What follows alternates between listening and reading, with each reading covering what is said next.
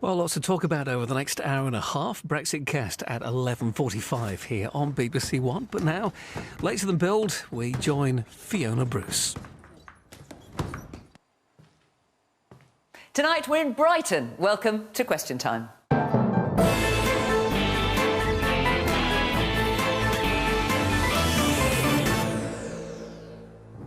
On tonight's panel, James Cleverly, chairman of the Conservative Party, a former Brexit minister who voted to leave the EU in the 2016 referendum, Labour's shadow Treasury Minister and former shadow Defence Secretary Clive Lewis, Alex Phillips, previously head of media for UKIP, elected in May this year as an MEP for the Brexit Party, Liz Saville Roberts, leader of Plaid Cymru at Westminster and the party's first female MP, and Olympic gold medalist and world record-breaking speed cyclist Chris Boardman.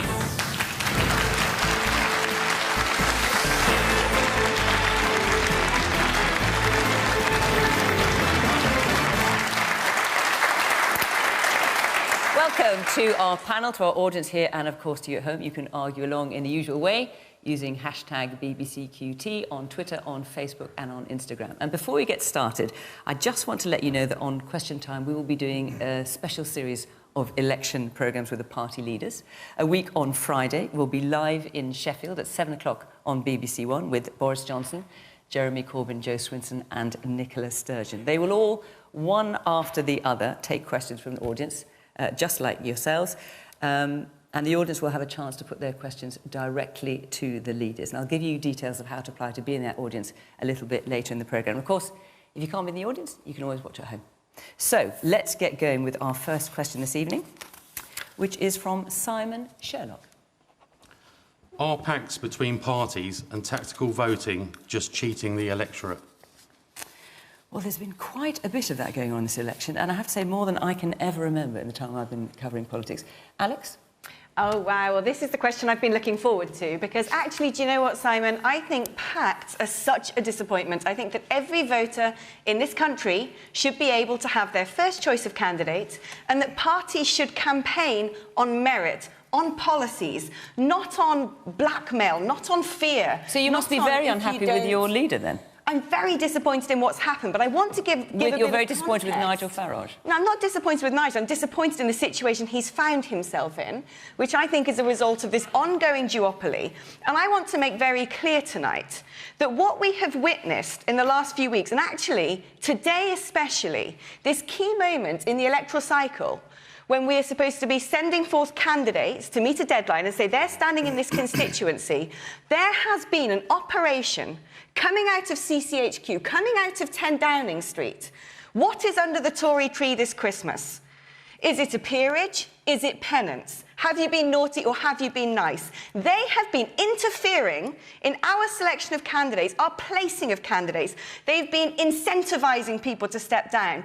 It has been interference on an industrial scale. They have been acting like feudal overlords, frankly. They think that suffrage is something that's universal if it just applies to their party. What are they afraid of? That they have had to go after thousands of phone calls to individual candidates from the Brexit Party to say, stand down, you can get this, or stand down or this. Leave us alone. If you can't win on your own merits, then really, you shouldn't be a chairman of a party in this country. Go to Venezuela. This is a multi-party state, and you guys have to get used to that.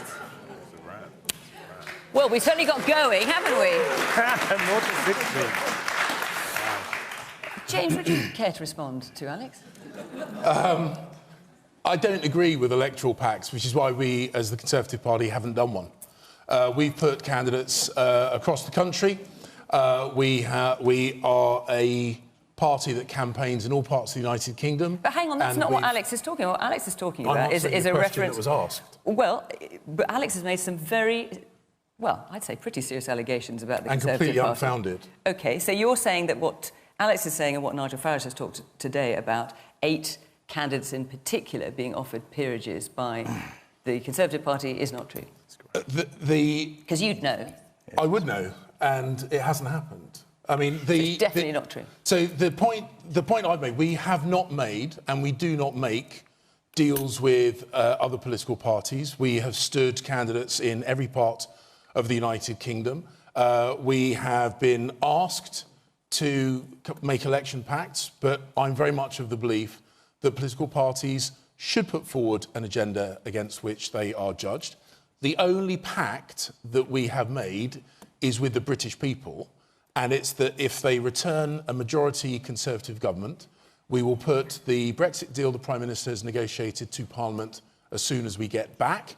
We will get out of the European Union by the 31st of January, and then we will deliver on the priorities of the British people. That's the deal that we have made, and the deal is with the British people, and that is the only deal that we're going to do. So, when Boris Johnson was talking on Sunday night about the fantastic new trade agreement with the EU by the end of 20, will not extend the transition period beyond the end of 2020, which for many people was the first they'd heard of that. That wasn't a message to Nigel Farage. That wasn't a cue to him to be able to stand down. No, it's a message Brexit to British Party candidates in Tory-held seats. So we've made it clear right from the get-go that the only way that Brexit is going to be delivered is if the Conservative Party in government has a sustainable, working majority. That's what we're working towards. And we have said that we aspire to get a good trading relationship with the European Union, but also a series of trading relationships across other countries around the world. That's what we are offering with regard to Brexit. But what we're also doing, and we're the only party that is doing this, we're saying that we have a plan, we have a deal that's ready to go, and a plan to get that delivered through the Commons by the end of January, so we can then get on with investing in our public services, supporting innovation, investing in transport, delivering on the priorities of the British people. Simon, you asked a question. What's your view? I just think if there are 5 parties, you should have a candidate for each one and it should be your choice. If they start getting pulled out for different reasons, we're the ones that are getting cheated. So you think you're being deprived of choice? Yeah, definitely. So, Liz, obviously that's exactly what this Remain alliance that Plaid Cymru is part of is doing, is withdrawing candidates from certain seats to allow the strongest candidate who's for Remain to stand. And what I would ask the question to you, Simon, is that we have this anachronistic first-past-the-post system in the United Kingdom, and that, frankly, does not work in favour of the issue at question here. Now, the issue, the crisis of our times, whichever way you look at it, is how we're going to resolve Brexit.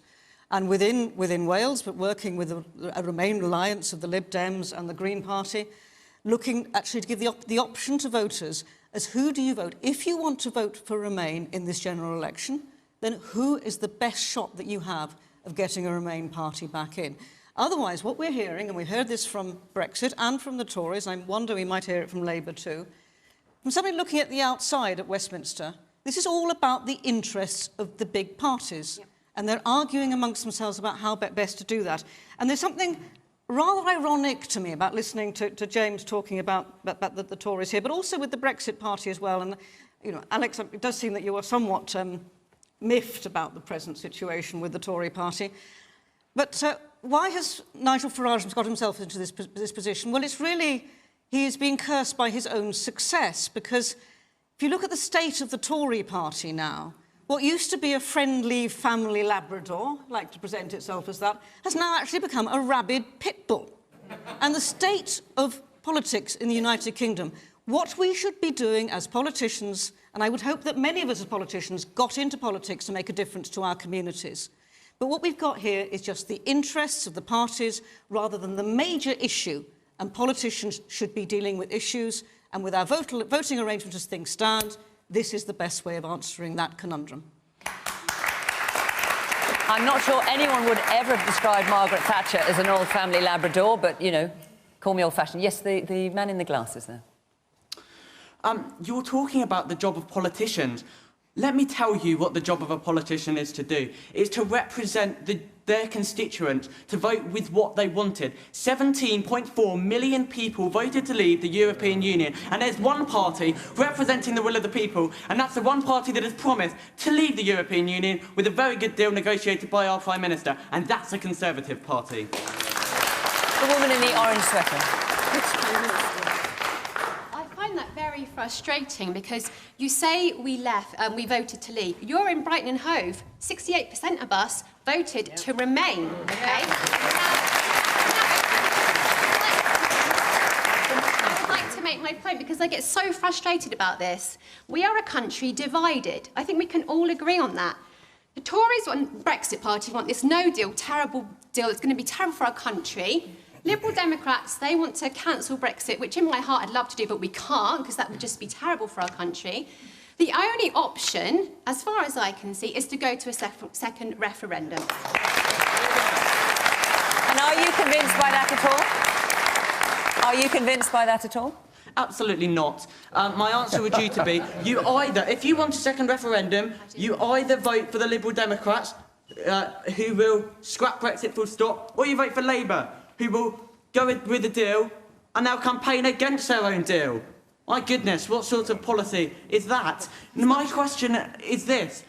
What makes you feel qualified to claim that if there was a second referendum, the people would vote differently? This country voted to leave the European Union, and under our constitutional rule of law, it is our job to represent public opinion and a government's job to deliver the will of the British people, and that's what the Conservative Party will do.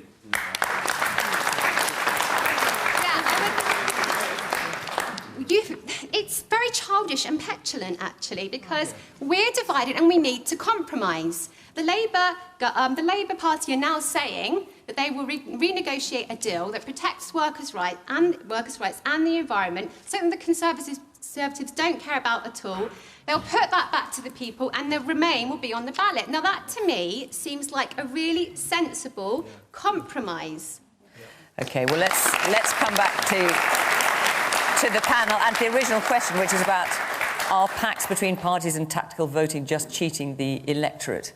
Clive, can you see Labour doing any pacts? I think, no, I can't. And I think, agreeing with Liz, I think the reason that parties are forced into these pacts in the first place, by and large, is because we have an electoral system that isn't fit for the 19th century, let alone the 20th and 21st. And I think we understand that. We can see that what you're trying to force into politics is a political system which simply isn't working at the moment. We need to modernise it and get into the 21st century, make it proportional, so that when people vote, they feel their vote actually means something. And we saw what happens in a referendum when people actually feel their vote means something. They come out and they vote. Where I disagree with Liz is that I don't quite agree that the Remain alliance is strictly just about stopping Brexit, because if it was, you wouldn't be standing Remain alliance candidates in Leeds North West, in Cardiff Central, in Exeter, where you have Labour MPs who have fought tooth and nail to remain inside the European Union. They are Remainers. So this is, I think, also about how you can gain some political advantage. I think that's fair to say. I'm not having a dig. I think we just have to be honest about what the Remain alliance is about. But when it comes to the Brexit Party and the Conservatives, and I did enjoy watching that exchange, I must say, it's a guilty pleasure, I think the point that was made was that there has been no electoral pact made with a political party. The Conservative Party doesn't make pacts with political parties.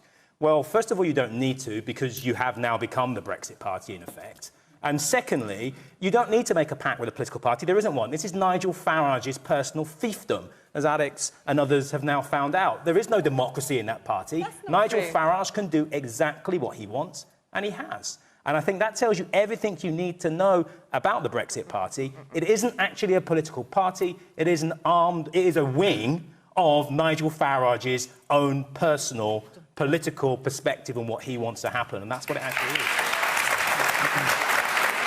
And Chris, listening there at the end, what do you make of all this? Can you see a value in pacts between parties when we're in a situation like that? Well, I think it's a product of circumstance. When people are trying to use whatever mechanism is available to them to get the result that they clearly feel passionate about. We've seen a lot of passion here. So I think it's inevitable. People will find a way with the system. I personally agree with the lady in the audience that the only sensible thing you can do after 3 years of intense information on what this is going to mean, why wouldn't you just ask and say, listen, are you sure you want to do this? As much, almost exactly the same as the Lib Dem position would represent my views, I don't think you can do that. You cannot ignore more than 17 million, half of the population, just over half of the population. You cannot ignore those views. But I think it's crazy to have 3 years of learning and it treats the population as children, say, no, you can't have another say, that's it. And to say that we can't wait 6 months, you know, oh, another referendum. Well, actually, this is the rest of our future, so a few more months is actually worth the wait.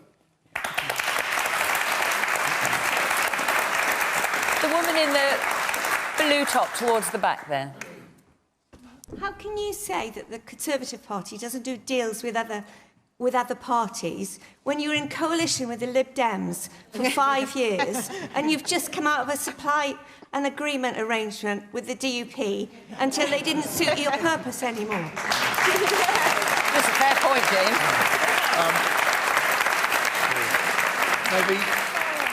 So the question was about electoral pacts, and we don't do electoral pacts with other parties. No, you just bully them. In fairness, it wasn't actually. You just said, are pacts between parties, tactical voting, just cheating the electorate? So pacts between parties, obviously, it's a fair point. You've had Pat, you had a coalition, and you had a confidence supply with the DUP. When a party doesn't have the numbers to form a majority government on its own, it has to enter into a arrangement with other political parties after the election. That is very different to making a pre-election pact, because if you do that before the election, as we've discussed, you are denying voters the opportunity to vote for the party of their choice. Why are you phoning candidates of my party? And after the election, you have to deal with the circumstances as you find them, and that's what we did in 2010 and in 2017. So why are you phoning? Well, maybe not you, I don't know what you've been up to today, but why have loads of people in the Conservative Party been phoning candidates for my party, begging them to stand down, offering them this, threatening them that? Why have you been doing this if that's not a form of trying to form some sort of strange operation? Alex, how do you know this is true? Is I've been receiving personal messages from people saying, yes, it's happened to me, and yes, it's happened to me. Now, either I've got a whole load of people telling me these things are happening and they're all simultaneously lying about it, or something is afoot here. And I find it alarming that the party that's just been in government is using their power of patronage to essentially coerce candidates in a different party to not run in a free and fair election. I think that's a bad sign for democracy. Look, it doesn't matter how you vote, OK? You don't have to love the Brexit Party, you don't have to love Nigel Farage, but I think it's not right when a party with power who's been in government is using that by offering tidbits and promises, or Lord knows what else, to try and make sure there's no competition. That, to me, should never happen in 21st century democracy. And I agree, actually, with Labour and Plaid on the fact that the system we have is not fit for purpose. It's a duopoly. It means that you guys have no choice at election time. You're threatened with, if you don't vote this, you get the other. OK, so, James, let's get it on the record, then. Are you categorically denying that any of those kind of calls have been taking place? No, I tell you what will have happened. Well, no, you're not denying. Not denying. Just so I'm clear. Not denying.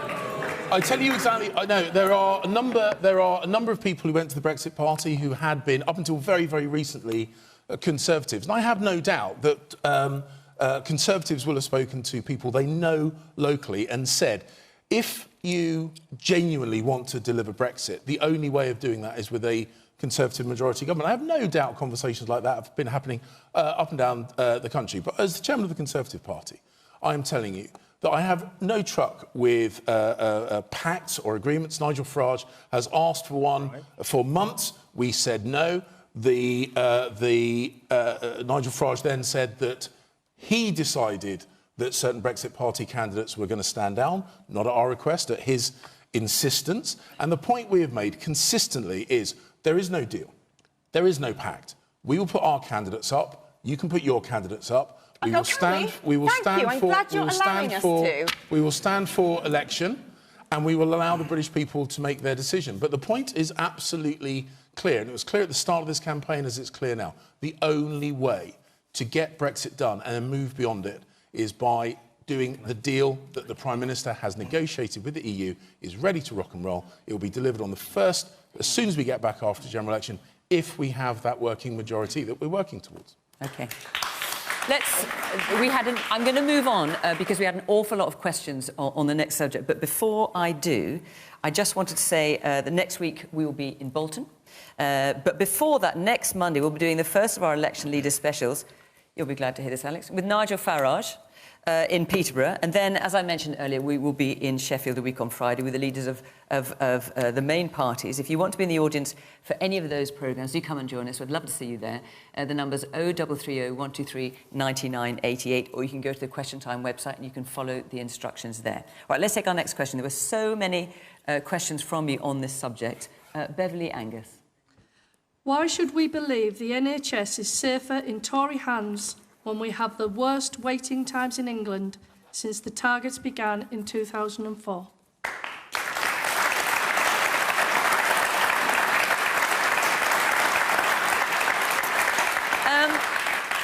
I'll come to you in a minute on this, James. Clive, let's start with you. You shouldn't trust them. And I think most people can see now that with what's happening on the targets, our NHS is facing a real crisis. And this is before winter actually really kicks in. And my own hospital in my constituency, Norfolk and Norwich, has come out bottom. And let's think what this actually means. This isn't just a statistic. It's 1 in 3 of the patients of my constituents who are sat on trolleys, laying on trolleys, hurting, in pain, anxious, waiting to be treated. And it's the worst we've seen since records began. That's the reality of it. And what we as the Labour Party have said is that we brought the NHS into existence, and throughout the post-war period, we've had to rescue the NHS after the Conservatives have done what they've done to it. And what we would do is that we would invest £26 billion between now and 2024 into the NHS, £6 billion more than the Tories. And we will do that by investing in public health, in mental health services, in new hospitals, in bringing back nursing bursaries for the thousands of shortages that we see, 43,000 nurses shortages that we have in this country in our NHS.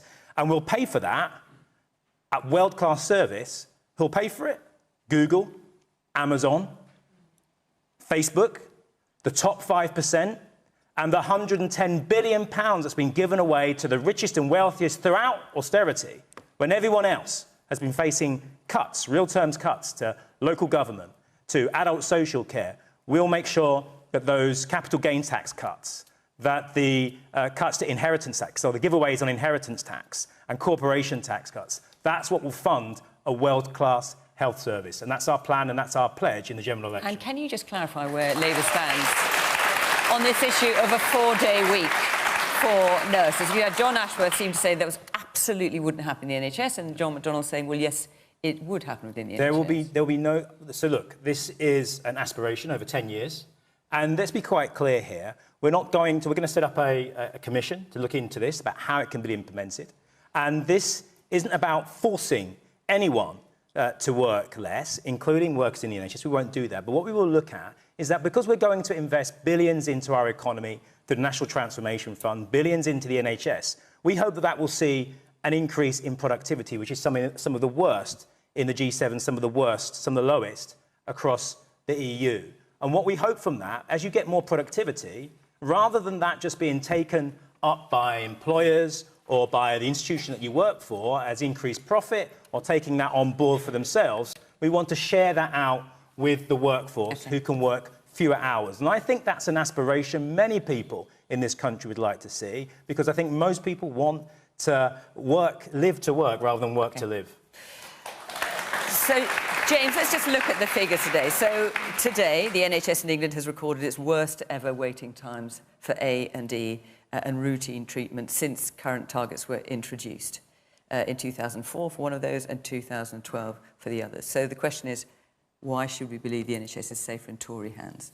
Well, the Conservatives have been the party of government for most of the history of the National Health Service. The first document that ever made reference to a National Health Service was written by a Conservative health minister in the 1940s. Do you think he envisaged the waiting times we've got now? We have committed to significantly increase not only the funding going to the NHS, but make sure that money makes it to the front line. Obviously, I'm very disappointed that the waiting time targets have not been hit, and we recognise that there is a massive increase in demand and pressure on the NHS, which is why we're committed to funding it properly. We're committed to an extra 50 million GP appointments a year, because a lot of the pressure on A&E is because no, but that's in the future, James. I mean, this is an election. This is week 2 of an election. An election is on your record. This is your record on the NHS, given that you've been in power since 2010. So, answering Beverly's question, given the worst ever waiting times you're seeing today, how can our audience here believe that the NHS will be safe in 20 Because days? we've increased the funding that we're putting into the NHS every year that we've been in government. We have announced the largest cash injection into the NHS in its history. We are absolutely committed to the NHS in public ownership, paid for from the public purse and free at the point of delivery. These are the ideas, these are the plans that we are putting forward to make sure the NHS is sustainable for the future. And it is remarkable that the Labour Party is suggesting that they can address this increased pressure on the NHS by cutting it to a 4-day-a-week service. It's nonsense. And to talk about productivity gains, health experts have said the NHS does not have the capacity for these notional productivity gains. It doesn't work like that. The NHS needs investment, it needs focus, it needs commitment. That's what the Conservatives have, are and always will do. And that is why we should be trusting the NHS, because, as I say, it's been under our governance for most of its life, and it remains the best health service in the world. And just to cast a slightly different note, because, of course, I'm here as, hopefully, again, I'd be honoured to be the MP again, Dwy Fod in Wales, but I am here as a politician from Wales. And in Wales, health has been the responsibility of the Labour government since 1999, we're 20 years. In that time now, we have the lowest number of doctors per head of population in the United Kingdom, and indeed in much of Europe. We actually are now experiencing life expectancy is dropping. And the health trust of the area in which I live, 9.6% of people in A&E are waiting for more than 12 hours to be seen. Now, I would like to think that Labour would do something better in England, but Labour have had the opportunity to do that in Wales, and there has been no radical change. Now, again, to consider how Wales is funded, we get 5% of the equivalent funding for health in England through to Wales. So whatever has been cut in England does feed through to us. But we need radical change. And just to be able to say that Labour will do it better because Labour aren't doing it at present in England is not our experience in Wales. We need more doctors, more clinical staff, and the prospect of losing those staff because of Brexit, many of whom from EU nations, fills me with deep concern. We need to get more staff and we need to keep them. Right, there's lots of hands. I want to quickly go around the audience. Yes, the woman there in the glasses. What I'd like to say is, why is there so much disparity between the National Health Service as it is in Scotland with providing drugs that people need and England? Yeah, well, because they have... You're talking about the free prescriptions in Scotland, are you? Yes, and also I understand that they have access to drugs, taking, for example, need of people to have drugs, which are allowed in Scotland and not in England, and we're just trying to catch up with cystic fibrosis, availability of drugs. I can't understand why there is that disparity. Surely we all need the whole country to have the same services, or the UK. OK. The man there in the green shirt, yes. I just think it's very hypocritical for Plaid Cymru to talk about the values of the NHS when they're going into a Remain alliance with Liberal Democrats who imposed, they were really the cheerleaders of austerity from 2010 to 2015. So what legs you have to stand on? OK. Liz, you can come back to that in a minute. Yes, the woman there in the red scarf. It's interesting that Clive answered the question as an election speech. Sorry, not Clive. Yeah, Clive or James? Yes, Clive. James talked about money, and it's only the lady with the experience in Wales that I think really answers the question that you can't trust either party. It's bigger than politics, and I don't like the way that the NHS is politicised all the time. It should be something that people should be looking at for a long-term future. There's some really, really difficult questions to be answered, and no political party is brave enough to do it. The needs of the population are completely different now than they were in 1945. The advances in medicine, the cost of medicine is completely different than it was. And it should be taken out of politics. And I just feel appalled that everybody always just turns it into an electioneering point and nobody will actually address the real issues. The man here in the front. The man in the pink shirt. Yes. I just want to make one point. Under the Tory ministers really promised 5,000 extra GPs by 2020. And in fact, we have lost 1,600 GPs under Tories. Yes, it's not a great record, is it, James? Well, how are you going to get all these GPs when you've lost so many already? Well, we are very conscious that we need to recruit and retain medical professionals, and we are doing it at both ends. So we are conscious that some of the pension arrangements for senior medical professionals disincentivise them from staying in the profession, and we are going to address that. And we're also recognising that we need to recruit and train our own in-house medical professionals, which is why we opened up 6 new medical schools around the country, including one in Chelmsford, not very far from my constituency. Plus, we have announced we are making changes to international visas to make it cheaper and easier for medical professionals. So we're addressing the reason we're losing GPs, training and recruiting our own GPs, and actually having GPs coming from overseas. So we do recognise absolutely the challenges, and we're addressing at all points along that process.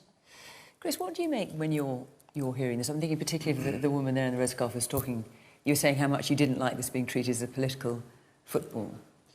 Well, it is, and it always has been. And I think you've got to decide. I think everybody has said we want the NHS. Well, it has a cost, and a slightly different angle on it, I suppose.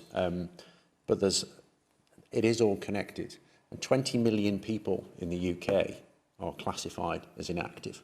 And that has a cost of £8 billion every single year. So this isn't 24, this isn't one-off hit. Every year, £8 billion. And if you follow that piece of string, we enable people to use cars, and we've made that the easiest form of transport. If we can just change the way that people move, then we can reduce the burden on the NHS and make people's lives better and hit climate change. And 235 miles from where we're sitting, 62% of all journeys are on foot and by bike.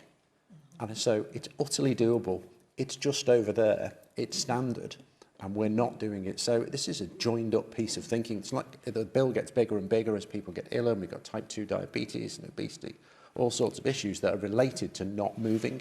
And we could be tackling that and ticking all the other boxes at the same time if we just did some joined up thinking. And when you talk about these 62% of journeys all being done on foot, whereabouts are you talking? Well, 235 miles to Amsterdam, but you've got Copenhagen, which is slightly further north than us, and the rest of Europe basically has got a more integrated approach to transport. And I know it looks like I've taken it off topic, but this stuff it's so interrelated that you could address them all if we look at how we travel. It's our biggest polluter, and one of the biggest burdens on the NHS is inactivity. We can bring it all together. Alex, coming back to Beverly's question, which is talking about the worst waiting times in England since targets began in 2004. What is the Brexit Party policy on that?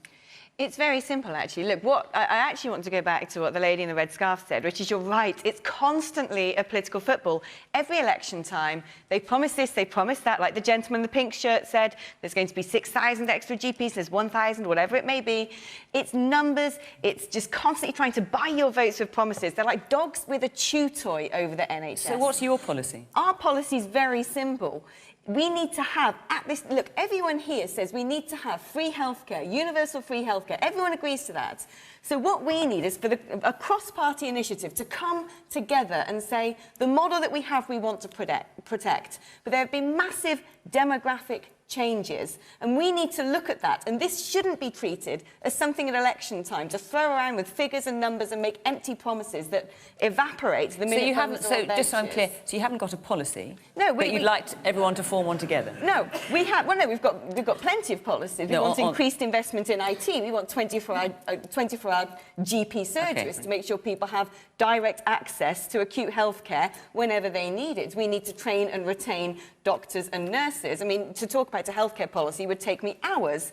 But frankly, what we need to do is stop treating the NHS like a political football. And if everyone here says what we want is universal free healthcare, then actually, why don't parties put their heads together and say, is it time for a once-in-a-generation commission to say, what do we need to do to make sure that we all stick to the promises we make at election time? Liz, very briefly, you want to come back in? Just the comments on the Remain alliance. I think what I would like to say on that here is it's always very easy for political parties, and amazingly, I'm finding myself agreeing with Alex here, which may not It could be part of a new alliance. It's always very easy for us to find reasons not to work together and not to do things. But that's one of the reasons why we're in this terrible situation that we are at present. I mean, just looking back over the last parliamentary period, one of the delights, frankly, was working with an organisation called More United, which brought MPs deliberately together from across parties to try and find this common ground rather than forever finding reasons and ways of picking holes in each other. But to come back to the Remain alliance again, of course it's difficult for different political parties to come together. We do disagree. We are not the same political party. But in terms of Brexit, it matters to us that we have the opportunity to campaign for Remain. And we approach Labour, and Labour refused to be part of this campaigning. That's not what Labour does. And Labour, frankly, is not a Remain party, however good many of the individual MPs are. OK, we were talking about the NHS. I'm going to move on to another subject. Joe Chi, whereabouts are you? Whether or not the UK leaves the EU, how should the UK immigration system look in the future? Well, there's been a lot of talk about this today. Clive?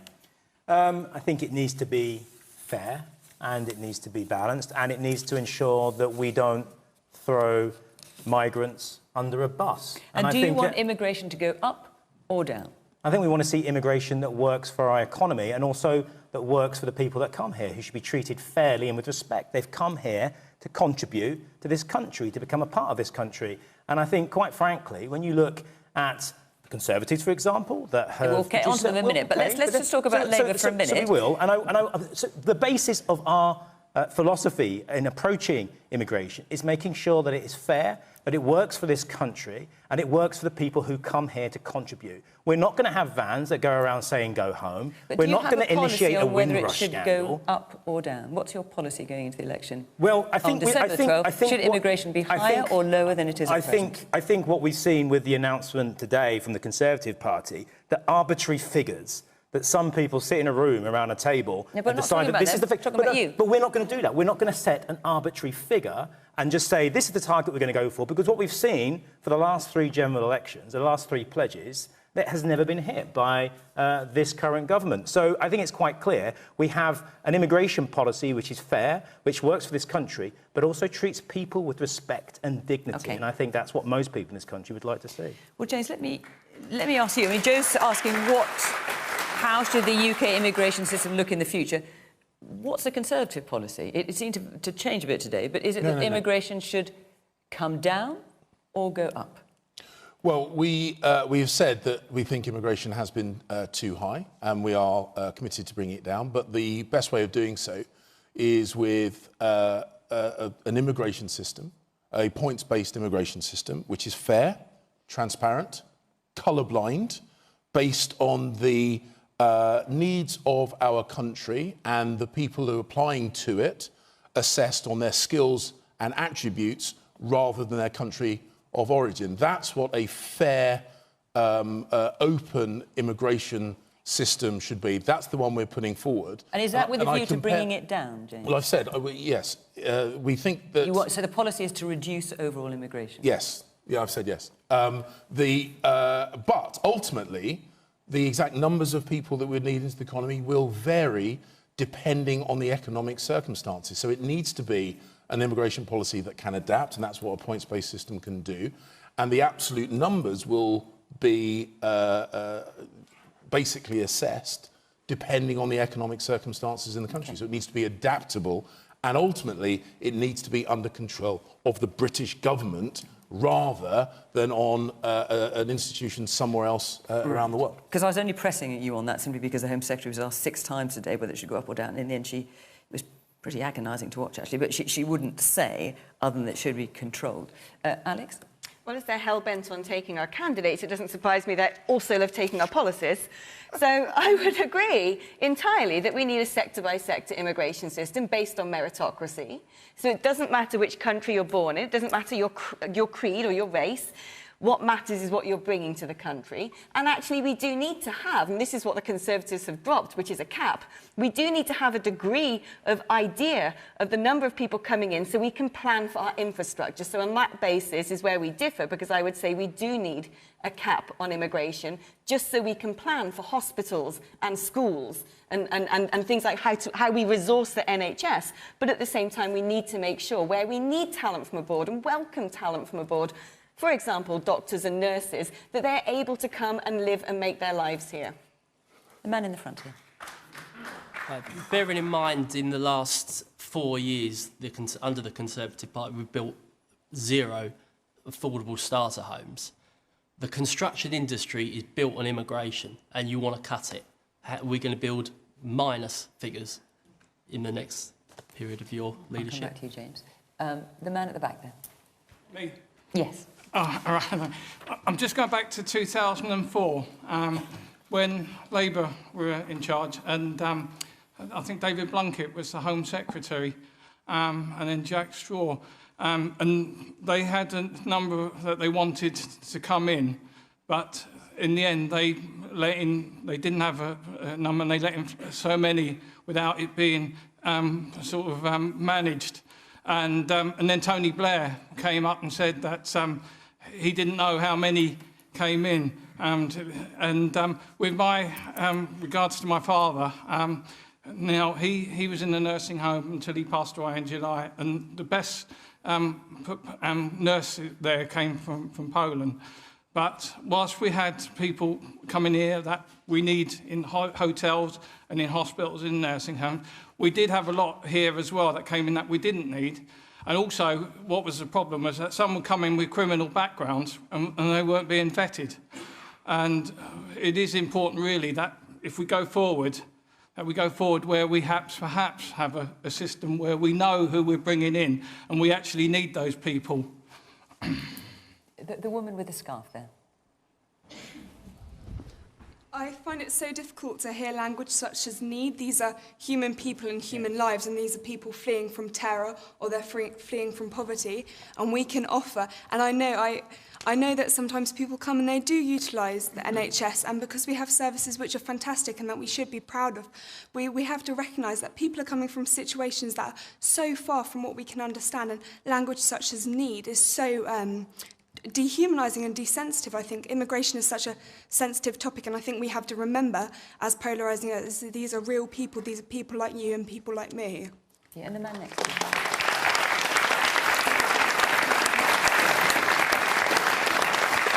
I think James gave a very clear answer to the question, but my question back is to say why and who won't be allowed in?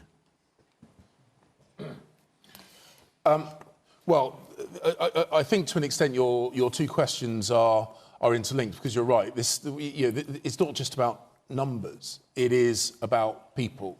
My mother was a migrant. She came to the UK from Sierra Leone in West Africa in the 1960s.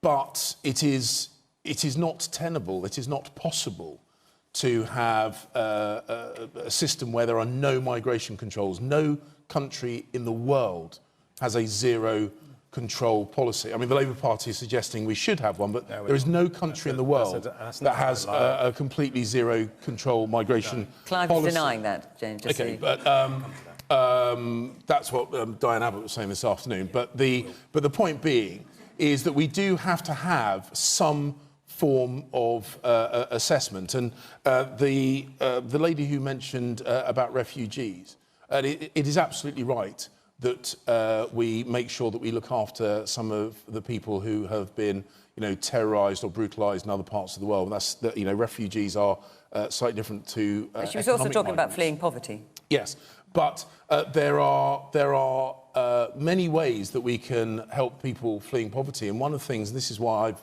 been very keen to see us have a trade policy that's based in the UK, is that we can use our trade policy to increase the prosperity of poor countries around the world, something I've been passionate about my whole political life, because the best way of helping people is to lift their economies out of poverty rather than people take sometimes appalling, terrible personal risks to try and come to what is a fantastic country. And I'm not critical of them as individuals. I completely understand their motivations.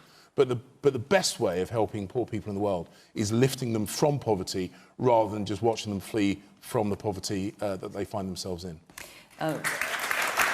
Diane Abbott, actually, she was talking about extending free movement. She wasn't talking about having open borders. The two are the same thing. No, they're not. Well, you can, but I've said it. I just want to hear from you. There is a part of me that despairs that this is still so much part of our political debate.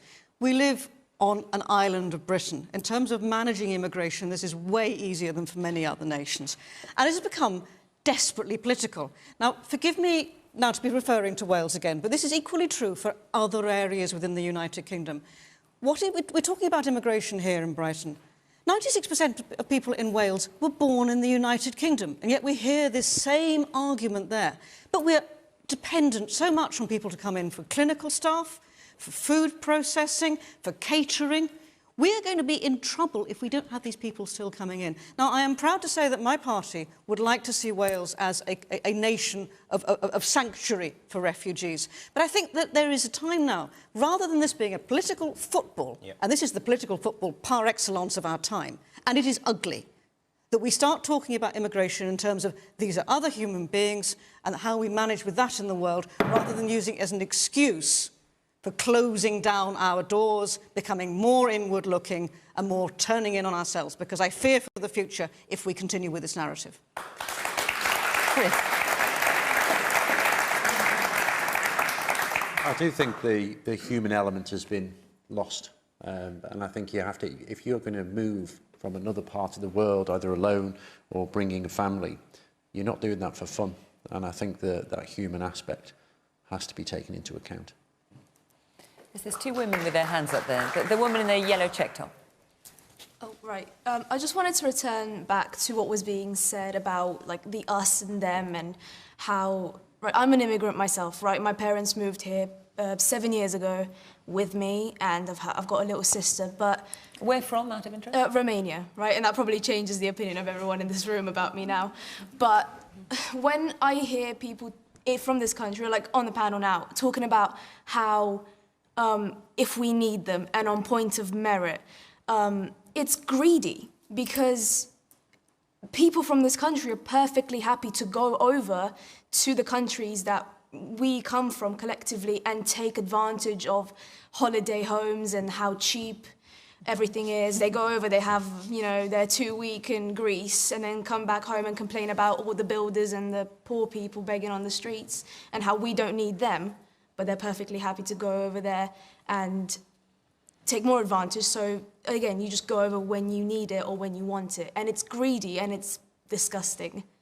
The woman next to you. I was going to say it's almost in a very supply and demand-esque way. So let's say that someone might have passed this test and gotten like a degree back in their own country, or valuable skills that usually we need. But in this case, we've got a sufficient amount. So what would happen? Would they be left in limbo? And particularly in the supply and demand sort of sense, like, yes, we might need lots of people with this aspect, but what happens to all those people, possibly like wives or children, like grown-up children in this sense, of those people? Would they be allowed to come into if they had their own merits? Or would it just be a case of, oh yeah, we've got loads of doctors, but oh, sorry, you're a teacher, we don't need you? OK, the man right at the back in the middle. When would this point system be introduced? You're in terms of the Conservative policy you're talking about? Lots of talk as usual, but would they actually introduce it fairly quickly? Would it take months, years?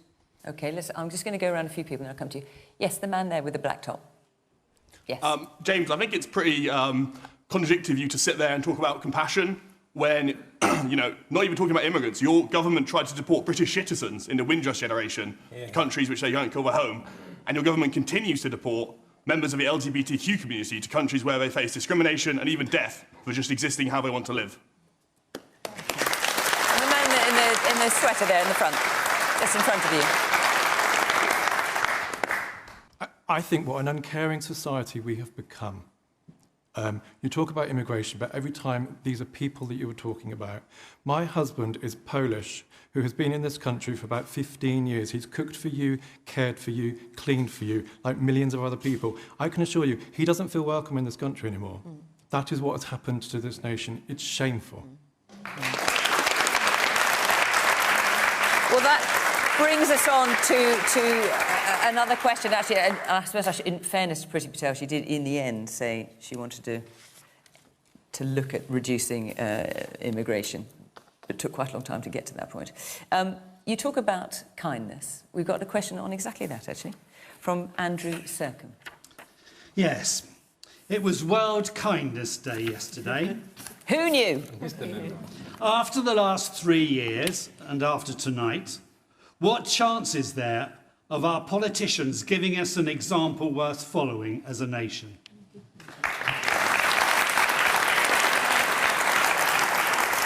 Well, you've thrown a gauntlet down there, Andrew, so come on, panel. Alex, tell me a kind thing you've done today. Well, we stood down 317 candidates, didn't we? Sorry, I had to. I had to. It was an open goal. No, you didn't have to. It was an open goal. Do you know, I know this is going to sound saccharine, but I actually do try and live my life every day to be a kind person. What I think about when I wake up in the morning, what I do during the course of the day is focusing on how I can actually be pretty decent about the way I go about things. And people might not agree with my political convictions. Everyone has a right to actually look politically at the world through very different prisms. But one thing I would say is I always stand by trying to just be a good person, be happy and be nice to people around me. Because if you actually smile at people, if you say hello, if when you go into the supermarket, you're not on your phone ignoring the cashier, but you say, how's your day, and engage with them. Do you know, just doing that on an individual basis, day to day, actually makes everybody happier, and that's a good thing. Come on then, Clive, a kind thing you've done today. There are some volunteers. This sounds awful, having to say what nice things you've done. I mean, bring a radio in so they can listen to something and have some music and do something. And it was I just think that doesn't sound particularly kind, but it's about thinking about other people, empathising, and what can make other people's lives a little bit better.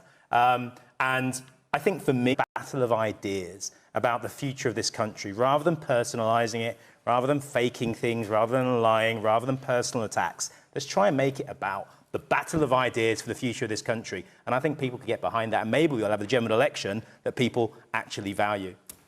Chris, what's your perspective on this? Well, I'm not an MP.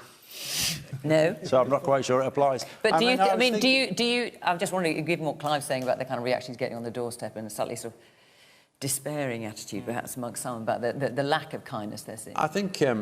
I know, I was just thinking about somebody, a couple I saw on the tube today, and they were very stressed, pulling into a very crowded tube train, pulling the luggage in, obviously going somewhere, and they were shouting at each other. But beneath that, they were looking after each other. And I think the tolerance, really, I think to see further and to put yourself in the other person's shoes, which has made me think. I had a conversation yesterday with my wife about it. If you put yourself in the other person's shoes for a few seconds, you think, why are they... What's making them feel like? Why are they angry? It does change your perspective quite a lot, and I think we could all do that more.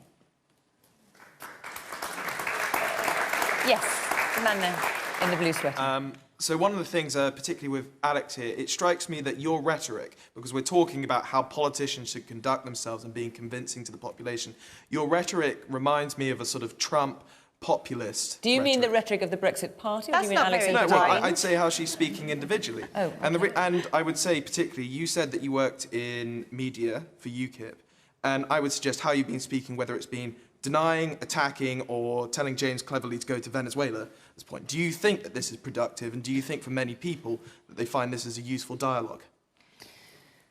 Briefly, Alex, 'cause I've got to get around everybody else.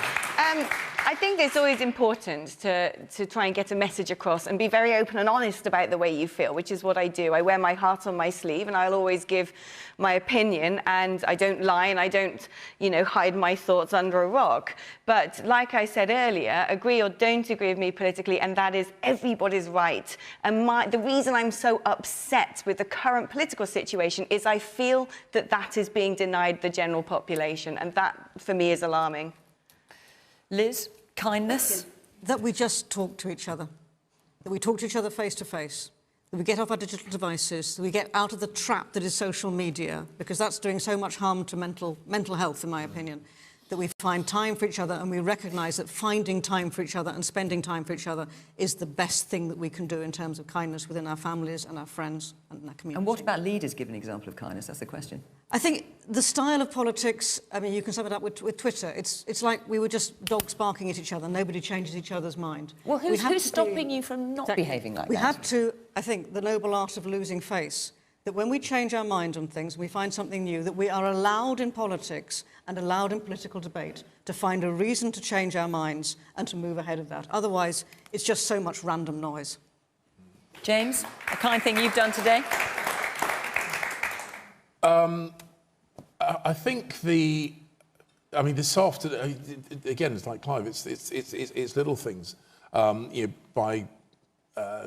Just remember to make a cup of coffee for my wife before I left the house this morning. Statesmanship, but being a group of people that are worthy to be followed, not giving people a cup of tea in the afternoon. This is about people whose lives are being wrecked, and you are a disgrace to the country by the way you behave in Parliament, the way you talk, you're being videoed. It's awful. And there are times when I'm embarrassed to be British. I do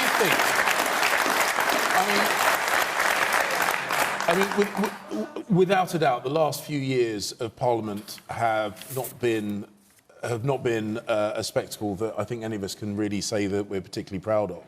But I do think, in the saving grace, that the bit of the parliamentary life that is most visible is often the most confrontational.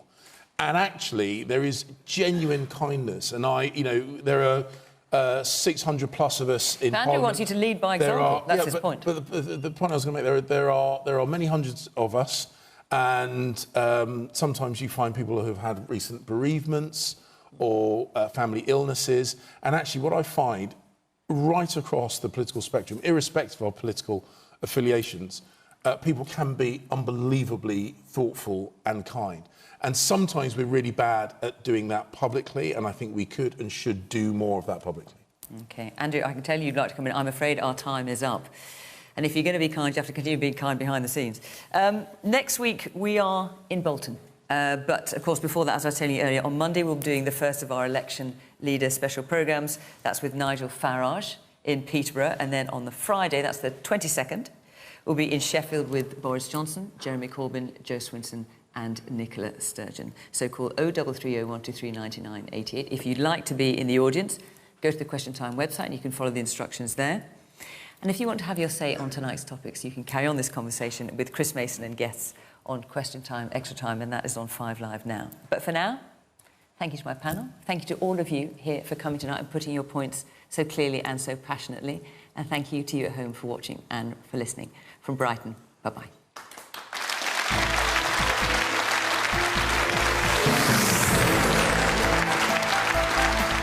And if you're not ready for bed, we've more chat into the night next on BBC One with BREXIT-BOX.